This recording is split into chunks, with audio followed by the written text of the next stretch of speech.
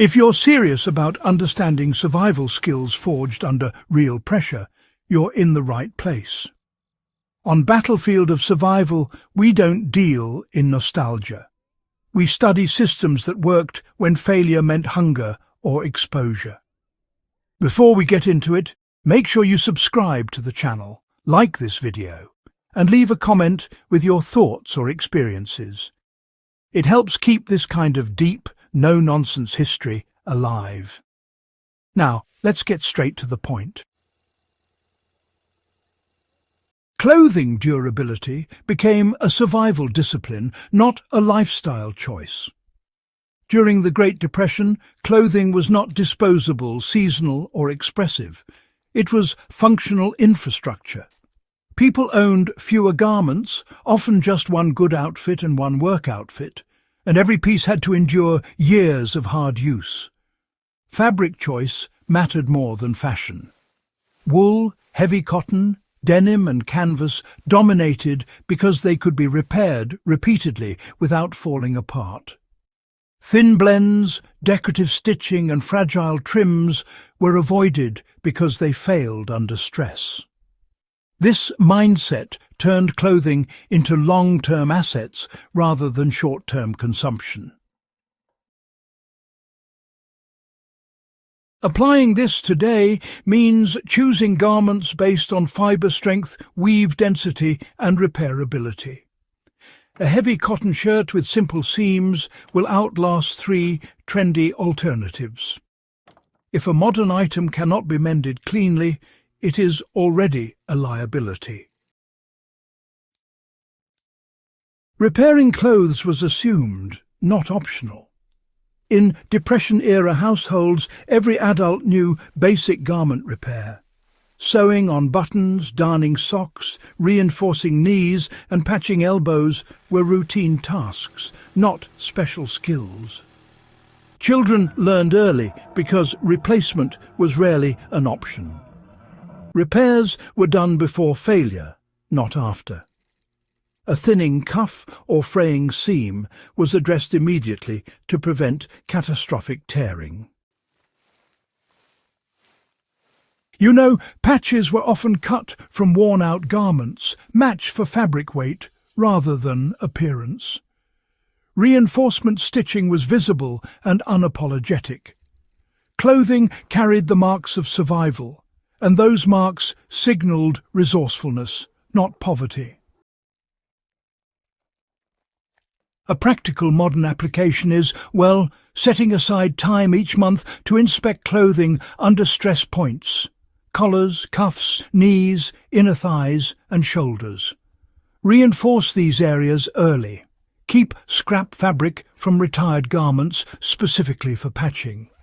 And it's wise to learn one strong hand stitch and one machine stitch that prioritize strength over aesthetics. Clothing was designed and altered for longevity. During the Great Depression, clothing was often oversized intentionally. This allowed garments to be let out as bodies changed or passed down to younger family members. Dresses had extra seam allowance. Pants featured wide hems that could be lengthened. Shirts were cut loose to reduce fabric stress during labor. You know, mothers would routinely alter adult clothing into children's wear, and then, well, back again as needed. A man's worn trousers might become a child's pants, then shorts, and eventually patch material. Nothing reached the end of its usefulness quickly, that's for sure. These days, buying clothing with a bit of extra seam allowance or, say, relaxed cuts allows for similar adaptability. A jacket that can layer comfortably and still move freely will see more use and, honestly, less strain. Learning some basic garment alteration extends a garment's lifespan dramatically, and it really reduces our dependency on constant replacement. Laundry practices back then were focused on preservation, not just appearance. Frequent washing was avoided since it destroyed fabric over time. Clothes were aired out, brushed clean and spot-treated rather than being fully laundered. Wool garments, well, they were rarely washed at all, relying on their natural odour resistance and a bit of ventilation. Work clothes were cleaned separately and, less often, all to preserve the better garments. Harsh detergents and aggressive scrubbing were avoided, Soap was used sparingly, and garments were dried carefully to prevent shrinkage and fibre damage. Sunlight was used strategically, not excessively, because it weakened fabric over time. Applying this now means washing less, washing colder, and avoiding dryers when possible.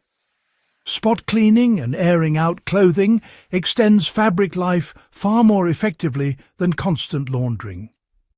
This single habit can double the usable lifespan of most garments. Footwear followed the same repair-first philosophy. Shoes were expensive and treated accordingly. Soles were replaced, heels rebuilt, and leather conditioned regularly. Children's shoes were rotated and repaired until they could no longer structurally function. Walking barefoot indoors was common to preserve footwear. Today's equivalent is choosing footwear with stitched soles rather than glued construction. A shoe that can be resoled is a long-term investment. Conditioning leather, rotating pairs and repairing early prevents total failure. Clothing choices reflected labour realities. People dressed for the work they did, not for status. Aprons protected dresses, sleeve garters prevented wear, overalls shielded underlying garments. Each layer served a specific protective role. This reduced direct damage to primary clothing and extended overall wardrobe life. Modern adaptation includes using protective outer layers for messy or abrasive tasks. Wearing a work jacket, apron or overshirt preserves base garments and mirrors a system that worked under far harsher conditions. Frugal fashion reinforced mental discipline. Great Depression. Frugality was not only about scarcity, it trained people to think long-term. Clothing taught patience, foresight and maintenance habits that carried into food, tools and shelter. Every repaired seam reinforced the idea that survival depended on stewardship, not consumption. Relearning this skill today strengthens self-reliance. When you stop seeing clothing as disposable and start seeing it as equipment, your entire budgeting mindset shifts. This skill remains relevant because scarcity always returns. Economic cycles repeat. Supply chains fail. Prices spike. The people who endure are those who already know how to maintain what they own. Making clothes last is not nostalgia, it is preparedness. If this breakdown added value to your understanding of historical survival skills, subscribe to Battlefield of Survival, like the video, and share it with someone who takes history and preparedness seriously. Leave a comment with how you apply these principles today. This knowledge only survives if we keep using it.